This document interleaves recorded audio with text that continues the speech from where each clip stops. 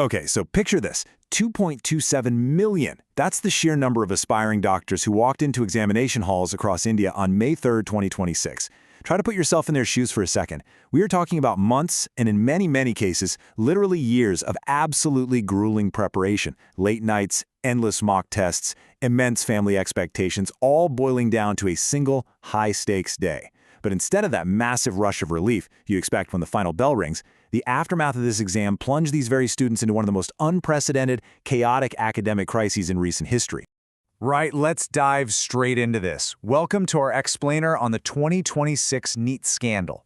Today, we're unpacking exactly how India's biggest medical entrance exam, the National Eligibility Cum Entrance Test, or NEET-UG, completely fractured under the weight of a massive paper leak.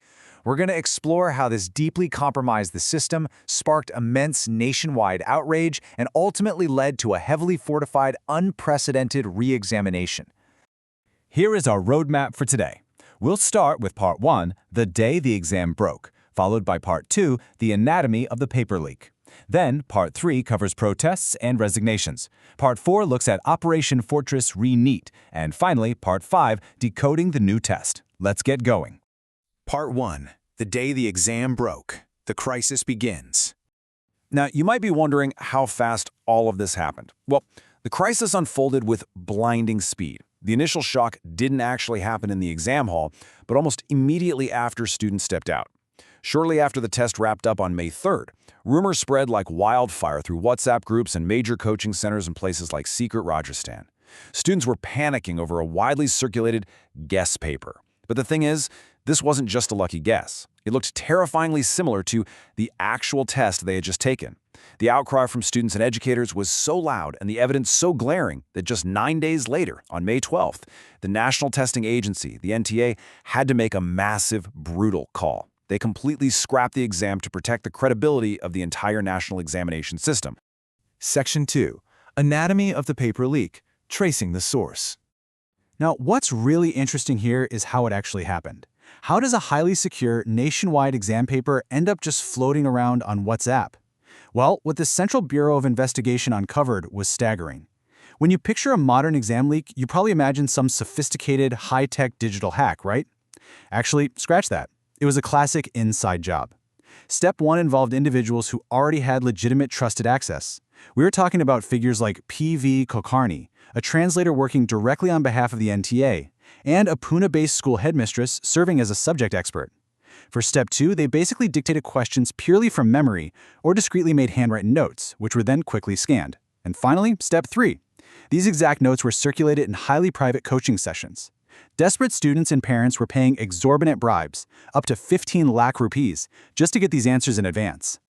And the scale of this leak? It was absolutely staggering. A chemistry teacher and whistleblower from Sikar, Rajasthan, got a hold of the leaked material, compared it to the official test, and found that a shocking 140 out of the 180 questions matched the actual exam paper perfectly. Literally, the integrity of the test was entirely shattered. Section 3. Protests, tragedy, and resignations. The fallout. We have to pause here and address the very real, devastating human cost of this. The sudden cancellation of an exam of this magnitude isn't just an administrative headache.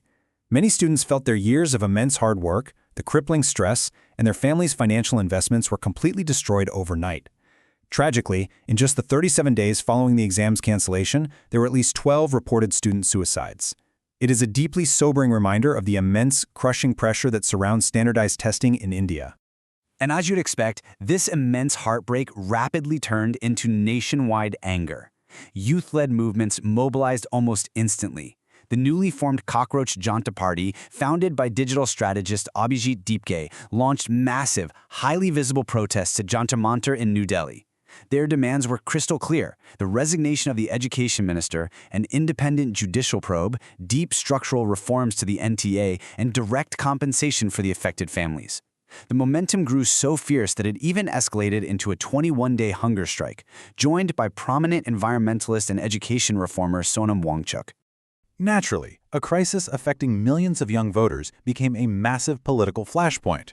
On one side, the leader of the opposition, Rahul Gandhi, fiercely criticized the government's handling of the situation, calling it a crime and explicitly stating it was auctioning the youth's future. On the other side of the aisle, a BJP spokesperson pushed back hard, calling those comments insensitive and accusing the opposition of playing a politics of confusion during a very delicate time. But ultimately, the mounting public and political pressure reached a boiling point, culminating in the formal resignation of Union Education Minister Dharmendra Pradhan on July 25th. Section 4. Operation Fortress re-NEET. Unprecedented security. With the original exam completely compromised, and the entire country watching, the government had to orchestrate a rapid retest on June 21st, and they absolutely could not afford a second failure. This comparison brilliantly illustrates the extremes they went to. Forget standard secure transport. For the re-NEET, the paper setters and translators were locked down in undisclosed locations with zero digital access until the exam completely finished.